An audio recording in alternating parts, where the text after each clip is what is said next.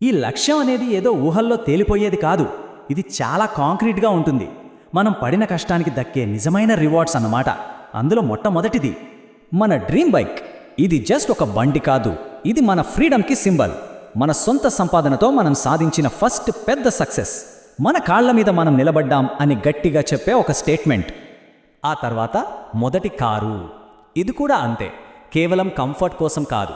ఇది లైఫ్లో మనం సెటిల్ అవుతున్నాం, ఎదుగుతున్నామనడానికి ఒక గుర్తు. మనం నెక్స్ట్ లెవెల్కి వెళ్ళామని చెప్పే ఒక ఇంపార్టెంట్ మైల్ స్టోన్. కానీ నిజం చెప్పాలంటే అసలైన సంతోషం ఈ వస్తువుల్లో ఉండదు. మన కుటుంబాన్ని హ్యాపీగా చూడడంలో ఉంటుంది. మనం ఎవరి కోసమైతే ఇంత కష్టపడ్డామో వాళ్ళకి బెస్ట్ ఎక్స్పీరియన్స్లు ఇవ్వగలగడం, వాళ్లతో కలిసి ప్రపంచం చుట్టి రావడం. అప్పుడు కదా మనం పడ్డ కష్టానికి నిజమైన అర్థం వచ్చేది. అంతేకాదు, మన లక్ష్యాలు కేవలం పర్సనల్ వస్తువులకే పరిమితం కావు. వాటిని దాటి మనమే ఏదైనా క్రియేట్ చేయగలగడం, ఒక ఫ్యాక్టరీ కట్టగలగడం, ఒక కంపెనీ పెట్టగలగడం, 10 మందికి ఉద్యోగాలు ఇవ్వగలగడం, అలా లీడ్ చేయగలగడం. అదే కదా అసలైన సంతృప్తి.